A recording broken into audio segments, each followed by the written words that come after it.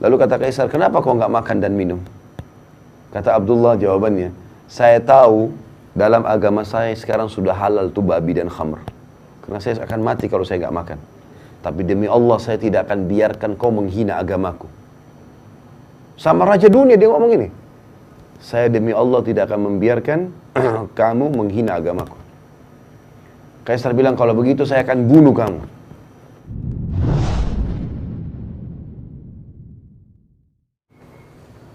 Saya coba ceritakan kisah seorang sahabat yang mulia. Namanya Abdullah bin Hudzafa al-Aslami radhiyallahu anhu. Abdullah bin Hudzafa ini jarang sekali orang tahu kisahnya. Tapi beliau punya satu hal, terutama pada saat menghadapi kematian, yang luar biasa. Dia pernah diutus menuju ke negeri Romawi untuk menyerang. Ternyata ditawan oleh Raja Romawi. Dan orang-orang Romawi sudah dengar, ini muslimin ini kebanyakan orang-orang Arab Badui dari padang pasir, Jazirah Arab. Orang miskin, tidak banyak orang kaya di antara mereka. Nanti kalau dibanding orang-orang Romawi dulu, nggak ada kekayaan apa-apa mereka. Tadinya orang tidak ada yang lihat, dianggap orang bodoh, nggak bisa baca, nggak bisa nulis. Sekarang dengan masuk Islam, Islam membawa mereka menyebar ke seluruh dunia. Mereka jadi pemimpin.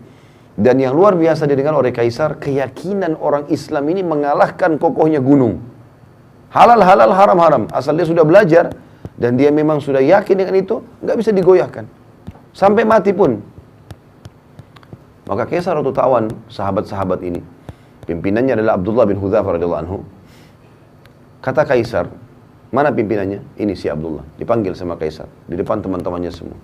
Waktu itu kita perlu tahu teman-teman, Kaisar Romawi menguasai setengah dunia. Kekuasaannya ini bukan kayak cuma Indonesia saja.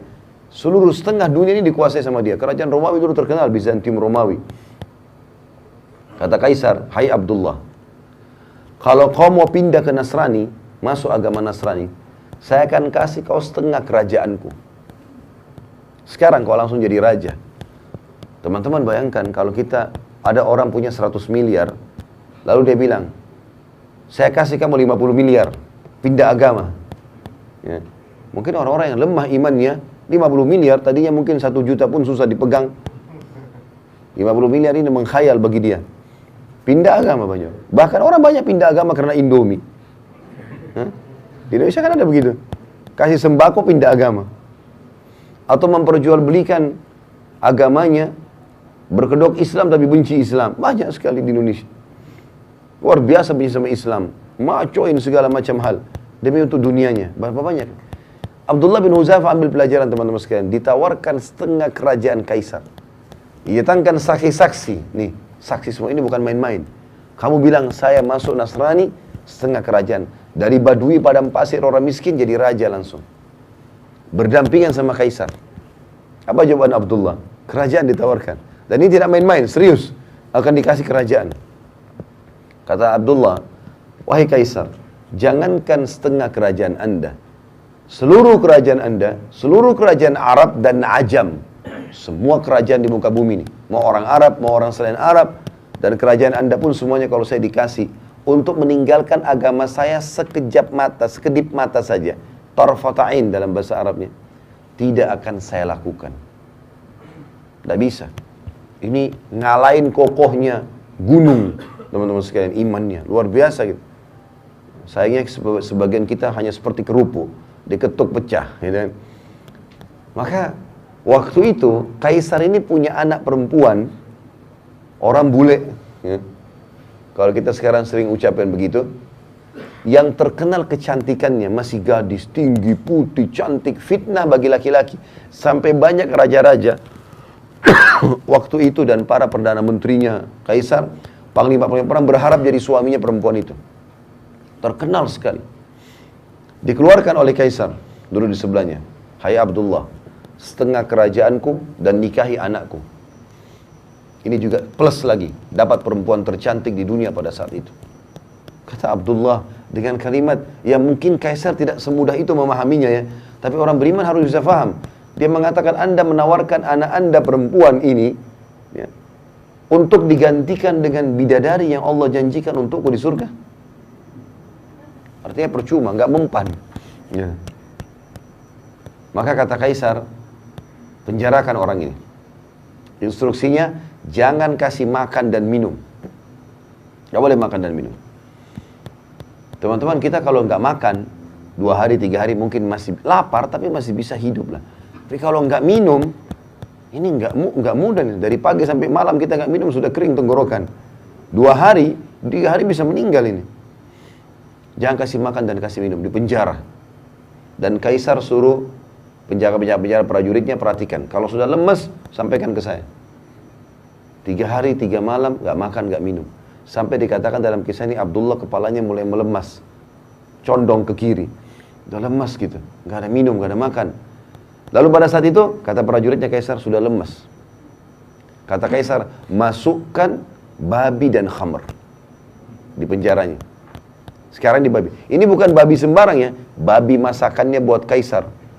Jadi babi dengan bumbu yang wangi, nampan yang bagus, segala macam. Menggoda luar biasa. Dan dalam kondisi dia lapar. Kemudian khamr di kendi yang memang punya Kaisar. Tempatnya itu bukan sembarangan, dari emas. Taruh di situ. Subhanallah. Sampai 3 hari ke depan, sampai daging babi itu menjamur, gak disentuh sama Abdullah. Padahal sudah mau mati. Gak bisa. Gitu. Kata prajuritnya, gak disentuh Kaisar. Sampai berjamur tuh babi. Panggil dia, panggil. 6 hari sekarang gak makan, gak minum. Ini luar biasa ini. Lalu kata Kaisar, kenapa kau gak makan dan minum? Kata Abdullah jawabannya, saya tahu dalam agama saya sekarang sudah halal tuh babi dan khamr. Karena saya akan mati kalau saya gak makan. Tapi demi Allah saya tidak akan biarkan kau menghina agamaku. Sama raja dunia dia ngomong ini. Saya demi Allah tidak akan membiarkan kamu menghina agamaku. Kaisar bilang, kalau begitu saya akan bunuh kamu. Tapi bukan bunuh biasa. Saya akan masukkan kamu ke minyak panas. Didatangkan periuk teman-teman sekalian, besar. Bisa nampung 10 orang laki-laki masuk ke dalamnya. Karena besarnya. Taruh minyak panas, dibakar. Mendidih minyak itu. Kata Kaisar, cemplungin satu persatu prajuritnya Abdullah. Jangan dia terakhir. Sekitar 30 orang. Begitu dilempar yang pertama teman-teman sekalian, dikatakan dalam riwayat kisah ini, dimasukin dalam hitungan detik tinggal tulangnya keluar. Karena panasnya minyak itu. Abdullah lihat nih. Satu dilempar, baju perangnya pun, kulitnya semua habis orang itu. Tinggal tulang, ngapung. Lempar yang kedua, begitu lagi. Yang ketiga, begitu lagi. Penuh dengan tulang-tulang manusia dan darahnya nih, minyak. Mendidih. Pas giliran Abdullah, dengan lemesnya lagi ditarik, netesin air mata Abdullah. Kata Kaisar, udah netesin air mata nih. Mungkin mau berubah. Kata prajurit Kaisar, nangis. Berarti mungkin mau berubah. Panggil. Hai Abdullah, jadi pindah Nasrani? Dia bilang, tidak demi Allah. Lalu kenapa kau nangis? Saya menangis karena saya menyesal hanya punya 1 nyawa. Saya berharap punya 1000 nyawa, semuanya kau cemplungin ke minyak itu. Untuk mati menuju ke akhirat. Bagaimana orang beriman teman-teman faham masalah ini? Nggak ada yang goyahkan dia, dunia ini sebentar.